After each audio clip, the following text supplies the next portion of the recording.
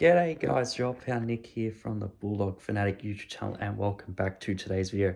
It's game day and I'm previewing the Dogs and the Dockers.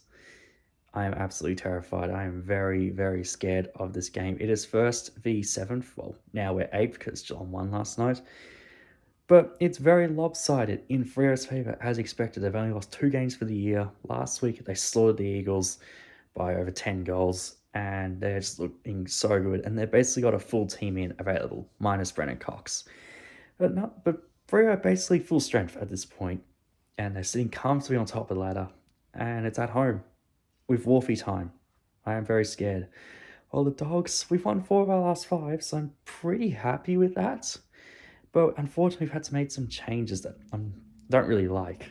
Latham Vandermeer and Lewis Emmett come in. For Aaron Norton, Cody Waitman both managed. Now, I think with Cody Waitman, it's a genuine management thing because he's still coming off a long-term injury and we have 3 6-day breaks in a row. So, yeah.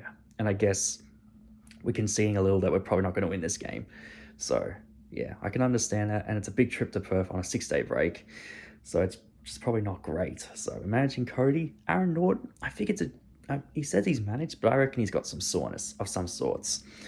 Anyways, nonetheless, so that's 2 of our better forwards gone, not playing. So that's going to make the forward line very, very interesting. It's probably the weakest forward line the Bulldogs have put on the park in a while, I would say. It's probably the first time, I would say this is the first time in quite a long time, there's no Sam Darcy, Aaron Norton, or Cody Waitman playing. That's when was the last time that would have happened? Very, very interesting.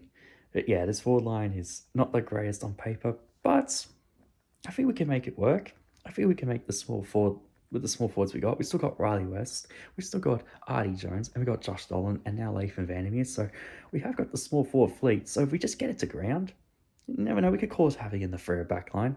Because aerially, they've got us covered. Rory Lobb, Jordan Croft, and Lewis Emmett as our 3 key forwards. Not the most inspiring, but yeah.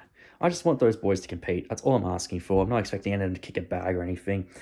Just compete and just don't allow Alex Pearce and the other Dockers key defenders to intercept everything. So, yeah. In terms of midfield, Freo's midfield is obviously very, very strong. They brought back Hayden Young, so they got him, Cal Saron, Andy Brayshaw, Matthew Johnson, and of course, Shea Bolton. That goes for there a lot of the time. And of course, he hasn't played necessarily centre bounce mid, but he plays like half forward, comes up to the mid.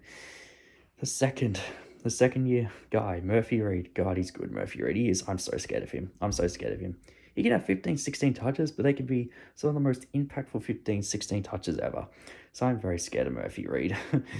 He's going to traumatize me. But anyways, midfield should be a good battle. It's our strongest asset. We got Team English rocking, which is good. Obviously, you got Bontned, who were awesome last week. Of course, we got Riley Sanders and Tom Liberatore, and the wildcard Joel Fraser. So, yeah, the midfield, if we have any chance of winning, the midfield needs to beat Freo's midfield. And West Coast midfield last week actually did pretty well on the Freo midfield for a large majority of the game. So, obviously, we're a much more talented midfield than West Coast. So, if we're going to get Freo in one area, I think we can get them in the midfield, even though they have a strong midfield themselves. So, that's probably the key to winning the game, being the Dockers in the midfield. Now, in the back line, yeah, Voss, Tracy, and Amos, their big 3 have been the best forward trio all year. I think they've kicked comfortably over 100 goals between the 3 of them. I'll be close to 120. And somehow, even though Rory Lobb and James O'Donnell didn't play against them last time in round 8 earlier this year, they only kicked 3 goals between the 3 key forwards. And that was all thanks to Tracy. So, yeah, I don't know how that happened. I don't know if that will happen again at Optus Stadium. I'm scared they'll kick 10 plus goals between the 3 of those guys. So, let's hope Buku Khamis, James O'Donnell, and Jet Busslinger can somehow do the job. Yeah, just don't get outmarked. And I'm scared Freo will isolate any of those key forwards on one of those boys. So, yeah, let's just hope the team defense is very good so we don't allow our key defenders to get isolated on one of their key forwards. So that will be a big part of the game, but I'm embracing for one of those Dockers players to kick it back or just for all 3 of them to have a day out. So we'll see what happens there. I'm scared of, Michael Frederick and Shea Bolton. They always play well against us. So, yeah, I'm scared for Michael Frederick to probably have his best game for the year against us like he always does. So That would be fantastic. Of course, the unicorn himself, Luke Jackson, probably one of the best 10 players in the comp this year. I'm scared he'll kill Tim English, even though English is very good around the ground. So is Jackson. And Jackson's just that good in the ruck as well. So hopefully Tim English is competitive both in the ruck and around the ground to nullify the unicorn known as Luke Jackson. But anyways, guys, that is your game day preview for the Dogs v Dockers. A little bit different on the phone, but I'm not expecting to win tonight. I've tipped the Dockers, but I just hope we're competitive. And probably the most important thing for me is no injuries. No injuries. I really don't want any injuries, especially to any important players. We've only a month to go in the home and away season, and we're trying to fight for top 6 and to solidify a wildcard spot. I don't want any injuries.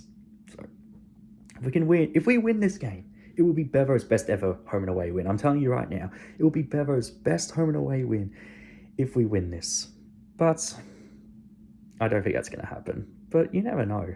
Footy's not played on paper. Fredo could have an off day. We could play out of our skin. I really don't know. But anyways, guys, hope you enjoy the vid. And as always, go you mighty Bulldogs. See you next time.